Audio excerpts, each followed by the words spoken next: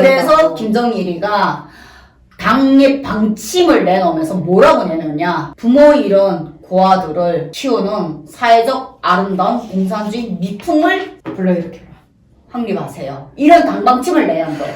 거기에 첫 번째 그 당방침을 실어낸 사람이 노동자 출신의 첫 번째 입양 출신이 났어요. 그래서 그때 북한 신문들이 엄청 떠들었어요. 근데 양 아버지는 그 두 번째인 거예요. 당일꾼이 이렇게 입양을 한 건 처음인 거예요. 완전히 계산된 입양도 아니고 계산된 납치였네요. 계산된 정치적 희생물이죠. 김정일 방침 하나에. 그거를 나중에 언제쯤에 알게 되신 거예요? 사리원에도 부모 없는 고아 한 15명 키우는 집 있었거든요. 내 군복무할 때. 그 애들 넣고 이제 시에서 지원받잖아요. 걔네를 집안의 노예처럼 키워요. 그러니까 입양하되 그 후에 어떻게 관리하는지는 전혀 아무도. 그리고 그 절차도 아무도 몰라요. 그러니까 제대로 이렇게 최소한 그렇게 되면 내 얘기는 들어줘야 되잖아요. 그쵸. 아니 뭐 5살 당사자는 나잖아요. 꼬마도 아니고 17이고 충분히 내 표현 내 생각할 수 있고 친오빠도 있고 친척들도 있고 아무리 잠깐만 그러면은 그 집은 어떻게 됐어요? 진짜 친척들 다 뺏어가지. 친척들이 그 집을 가져가서 그 작은 평수의 집이 우리 집하고 고모네가 같은 평수가 있었는데 고모가 우리 아버지가 지어준 그 집을 팔아서 돈 다 떼먹고 마지막 남은 게 그 작은 요런 작은 방 있는 그 집이었는데 그 집도 결국 팔아서 원래 위치가 좋으니까 그 두 집을 팔아서 신진동 바닷가 앞에 거기가 제일 집값이 비싼 데거든요. 2칸짜리 집 얻었잖아요. 그러면 어머니 뭐 유산이라던가 유품이라던가 다 팔았대요. 사진 한 장 뭐 사진 그런 거는 내가 보관했죠. 남은 게 이제는 하나도 없어요. 집이 없으면 유산은 사라져요. 내가 그래서 그 집을 지키고 싶었거든요. 한국의 모든 가족집들의 서재들이 하나씩 있잖아요. 그런 서재가 그때 당시 우리 집에 있었어요. 우리 아버지는 그렇게 일을 하는 사람이었기 때문에 내가 마지막까지 지켰던 게 바로 그 서재였거든요. 아버지는 집에서 일을 많이 이제 서재나 이런 전기 이런 공부를 많이 하시는 분이었고 진짜 아버지 유산은 그 서재였거든요. 그 서재를 고모네가 그대로 그건 아버지 유산이니까 그건 없애려고 해도 없앨 수가 없는 거예요. 김일성의 정치적 이런 책자들이 쫙 나열이 된 그게 전기가 1기부터 최신본까지 모든 게 중앙당에서 제일 먼저 당일꾼들한테 먼저 내보내는 아주 1급 그런 서류들이거든요. 그건 어디에 나가서 사지도 못해요. 도서관에서 빌리지도 못해요. 그러니까 그거는 이제 고모가 교원 출신이니까 그게 얼마나 중요한지 아니까 또 다른 사람도 아니고 오빠 유산이잖아요. 그러니까 이제 그거는 할머니가 못 건드리게 했더라고. 그 책상 하나가 그냥 고모네 집에 아직 있고 나머지는 다 없어요. 공중분해됐네요. 다 공중분해됐어요.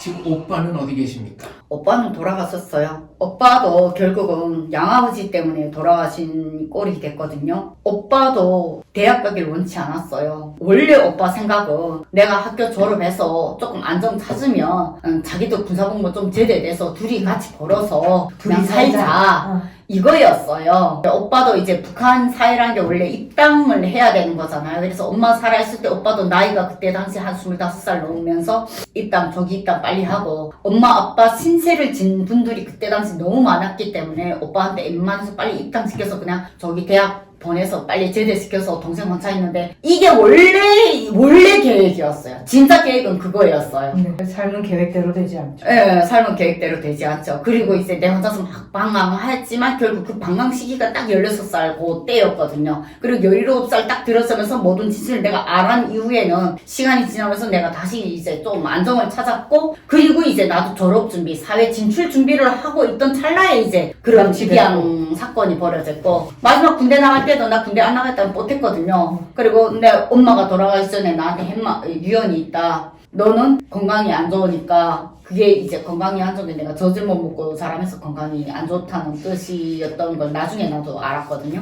건강이 안 좋으니까 너는 의학기술 배우라는 뜻이 이제 나 친모가 다 의학대학 학생이었으니까 내가 그쪽에 재능이 있을 것 같으니까 꼭 의사가 돼서 너는 네 건강을 네가 지켜라. 라고 했기 때문에 나는 엄마가 아프면서 또 방황하면서 공부 진짜 중요한 공부 시기를 내가 공부를 다 놓친 거잖아요 결국은. 그러니까 졸업시험도 12개가 다 일일이 다 시험 쳐서 그 점수가 그냥 올라갔어요. 날치기로 졸업한 거죠. 그럼 오라버니도 좀 잘못되셨습니까? 꽃제비로 돌아갔었어요. 근데 거기에 오빠가 그렇게까지 떨어진 이유는 거기에도 양아버지의 엄청난 그 개입이 있었어요. 간호사로 되겠다고 결정했는데 간호사로 되겠다는 내 의지를 또 양엄마 되게 지지했어요. 자기가 의사 출신이니까. 근데 이것도 양아버지가 뜯어 말린 거죠. 그리고 양아버지가 마지막 군대 문제를 내가 결정을 안 하고 고집 부리니까 결국 그 마지막 결정에도 오빠를 등장시킨 거예요. 그러니까 오빠가 딱 한마디 하더라고요. 군대 안 나가겠다고 요즘 고집 부린다가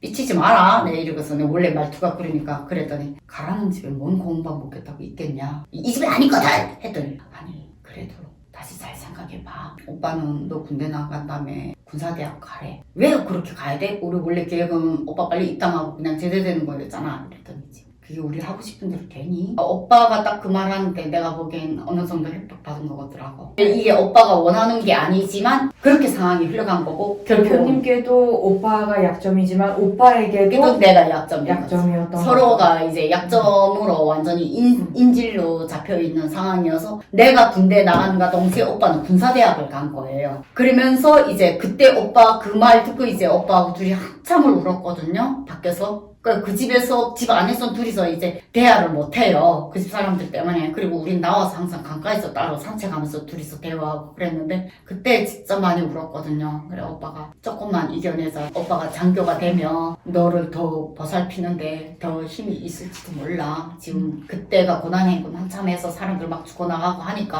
오빠도 그래서 또 다른 결정을 한 것 같더라고요. 그런데 오빠가 그 군사대학 가서 일이 터진 거죠. 오빠가 한 잘못이 아닌 다른 잘못 때문에 오빠가 여기서 퇴학을 당하는 사건이 발생했어. 근데 그 상황을 나한테 아무도 안 알려. 나한테는 모든 소식이 오빠 소식이 차단이 된 거죠. 그 군대 나가는 날에도 난 오빠 못 봤어요. 오히려 그때 군대 나가라고 설득하러 6월 달에 올라왔을 때 그때 오빠 본 게 내가 마지막으로 본 오빠였어. 본인이 필요할 때만 부르고 그렇죠. 그리고 이제 내가 군대 나간 다음에 나는 병사 생활하고 들어왔는데 그때까지는 오빠가 군사대학에 있는 걸로 알고 있었어요. 그래서 아 오빠 군사대학에 있구나. 그럼 군사대 2년 있다가 졸업하고 오면 나는 그때는 병사 생활 끝나니까 그때는 이제 나보고 군대 나가서 의사를 하라고 했어요. 양아버지가 마지막에 설득을 한 게. 원래 그렇게 하기로 했는데 거기서 오빠가 퇴학당하고 들어왔을 때 양아버지가 오빠를 팬티바람으로 이제 가족격들을 때렸다는 걸 나중에 양엄마가 나한테 자랑하더라고요. 그게 자랑할 일이에요.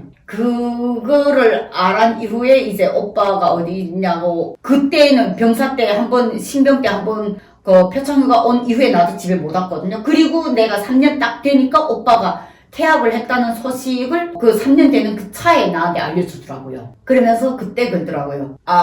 오빠가 퇴학당했다. 아버지 망신시켰다. 딱 그렇게만 얘기를 하더라고요. 나는 그냥 그 소식만 들으면 오빠 잘못인 줄 알잖아요. 그래서 미안하더라고요. 또 누구의 망신을 시킨다는 게 그게 어떤 의미인지 당일군 집에서 자란 사람은 알잖아요. 그 명예의 의미를. 그러면 내가 대신 군사대학 올라가서 졸업해서 오겠다. 아빠 명예 회복되지 않겠냐. 그래서 내가 이제서 군사대학 간 거예요. 근데 어떻게 오빠가 쫓겨났는지를 나중에 거기에서 그래 알려달라니까 부대에서 안 알려주고 그래 결국 군사대학 갔어요. 군사대학 가서 오빠네 그 학년에 같이 또 오빠 친구들을 내가 찾았거든요. 나 딱 가니까 김소리 동생 왔네 이러면서 막 오빠들 반가워서 막 몰려들어요. 그래서 우리 오빠 왜 퇴학당하는 거야? 뭔 일이야? 왜 우리 오빠 퇴학당하도록 니들은 뭐 하는데? 이랬더니 당시 상황을 설명해 그거 오빠 잘못 아니야. 그리고 김소리가 책임 지지 말아야 될 일이 연좌 책임으로 해서 그게 군대에 다른 놈이 그런 일을 벌였는데 그게 오빠가 없을 때 군대 총책임자가 그게 있었으면 이게 막았을 텐데 오빠가 없는 자리에서 그게 그 사태가 벌어져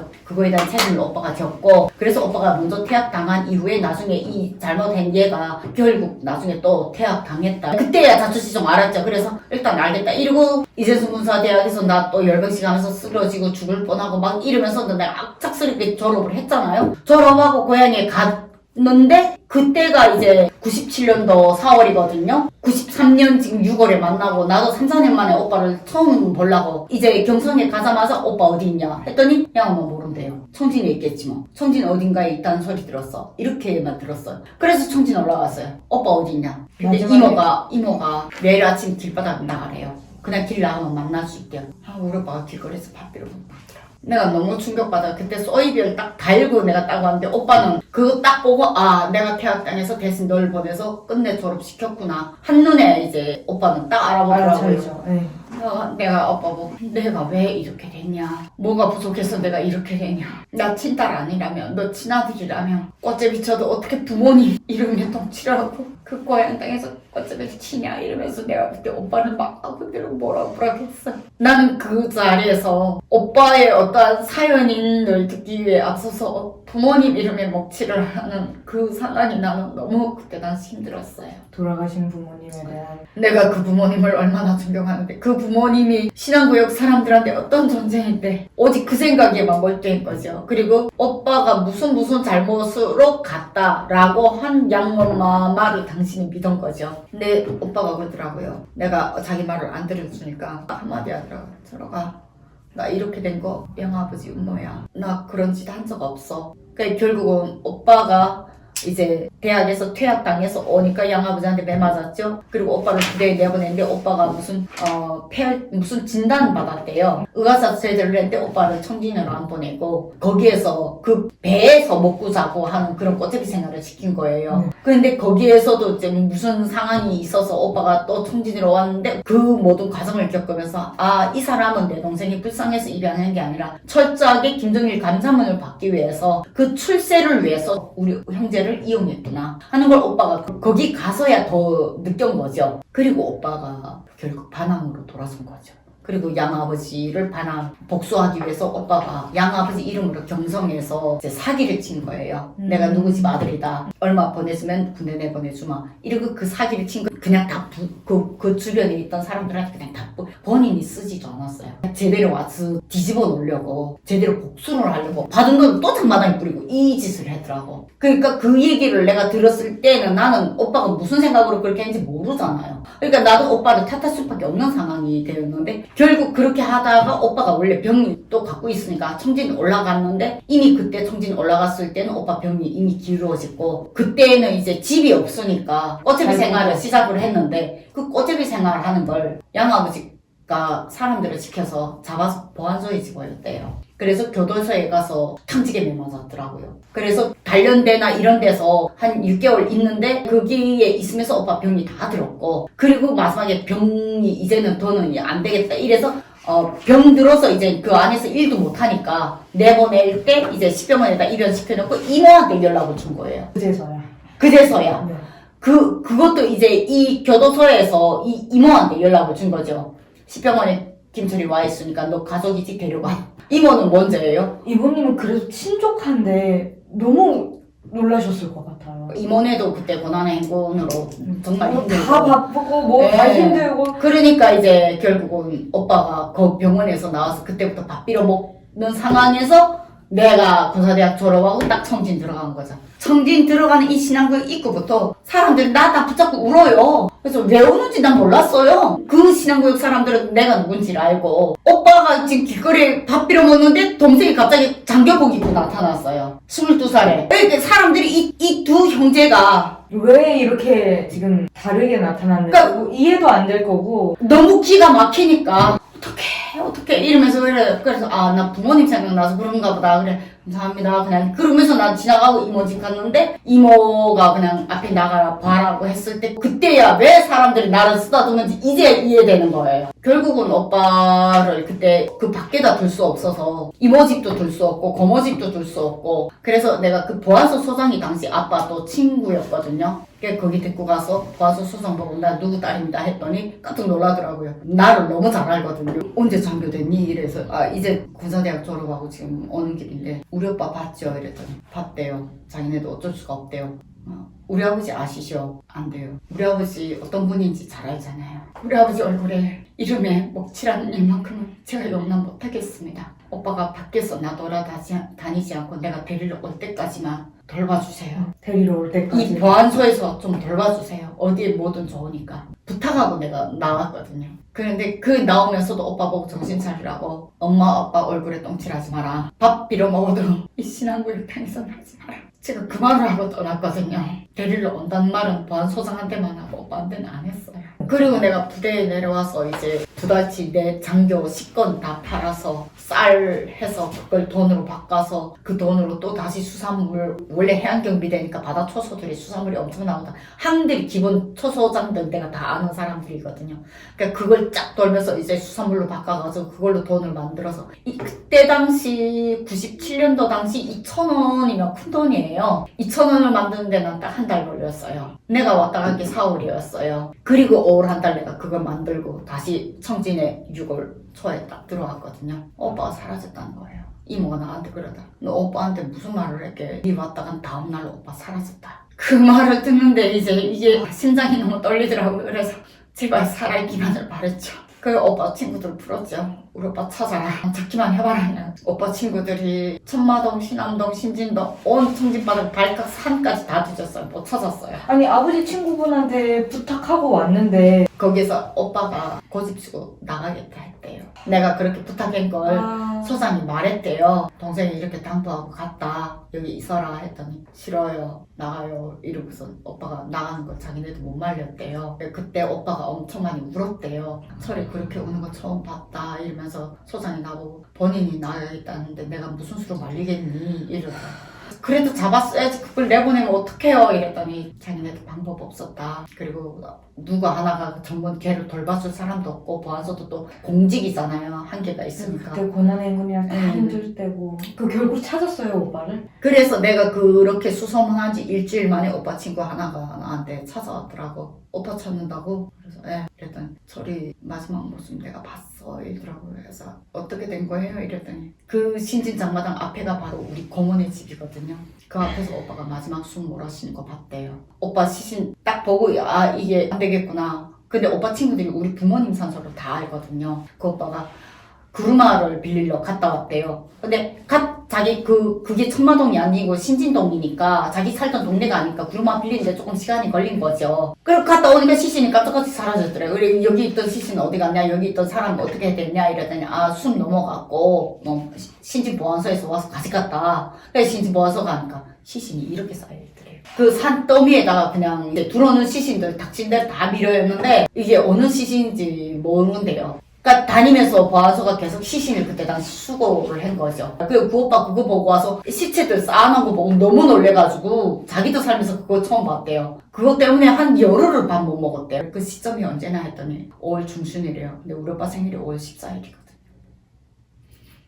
이게 고난의 행군 북한의 진짜 민낯이네요. 네, 진짜 민낯이죠. 아, 결국은 거기에서 그때까지도 나는 오빠 말을 안 믿었어요. 아 그냥 본인이 코너에 몰리니까 그냥 양아버지 음모다 말했겠지. 오빠가 의심했겠지. 그때까지도 나는 믿고 싶었어요. 양아버지라는 사람을. 근데 그건 아니었죠. 그 오빠 죽음이 그렇게 된 이후에도 양아버지 집에 이제 그때 그 스트레스가 내가 엄청 컸거든요. 그 오빠가 그때 나랑 이제 밖에서 만나서 딱 얘기해줬는데 부모님 산소 있는 그 근처인데 그 말해주는데 순간에 이제 내가 그 자리에서 이제 주저앉았죠. 오빠가 제발 살아있기만을 바랬는데 끝내 돌아가셨으니까 그 오빠가 부추겨서 그 내 친구 있는 집까지 데려다 주더라고요. 한 달 동안은 정말 럭 없이 친구 집에서 그냥 바깥도 안 나가고 많이 울었고 그리고 청진 떠나면서 청진 다시는 안 오리라 했어요.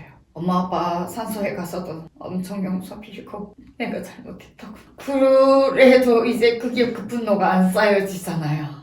그 원망은 정말 그래서 결국은 내가 양아버지한테 그때 한 번 처음으로 복수하려고 내가 마음먹었거든요. 오빠 죽음이 아무리 오빠가 잘못했더라 해도 오빠를 살려는 주는 게 맞는 거잖아요. 나를 위해서라도 내가 정말 그 사람들이 입양한 딸이라고 생각했다면 나를 위해서라도 정말 그게 맞는 거잖아요. 그렇죠. 일단 남매를 떨어뜨려 놓는다는 것 자체가 결국은 내가 그 다음에 양아버지 집에 가서 오빠 문제 얘기 안 하고 그걸 얘기하면 내가 불리한 걸 아니까 그냥 억지 부린 거죠. 그러니까 양엄마가 나를 보는 것만 해도 막 스트레스 나서 너 우리 집에 왜 왔니? 너 우리 집에 몸 친척도 아니고 너 이제 남남인데요? 너 왜 왔니? 막 이러면서 온 욕을 다 하더라고. 아, 진짜? 아 아무도 아니었구나 내가. 알았어. 이러고서 그 다음에 양아버지 부대에 찾아갔죠. 그때가 북한이 국경경비 총국이 무너지면서 양아버지가 그 직책을 딱 잃은 상황이었어요. 그리고 구군단 그때 당원 등록과 과장으로 들어갔을 때였어요. 양엄마 이렇게 말하는데 그런 거죠? 아 그거는 오빠 때문에 엄마도 너무 스트레스 받고 너무 힘들었고 뭐 어찌고 저찌고 이 얘기를 하더라고. 알았어요. 구분단 정치원 찾아가서 나 입양 파양하겠다고 나 그거 제보하면 되죠? 그러니까 나는 이걸로 오히려 협박을 했죠. 그때 양아버지가 처음으로 나한테 사과했어요. 왜냐면 본인도 그때 위기였으니까 네. 여기에서 지금 내 문제까지 터지면 진짜로 제대로 무너지는 거거든요.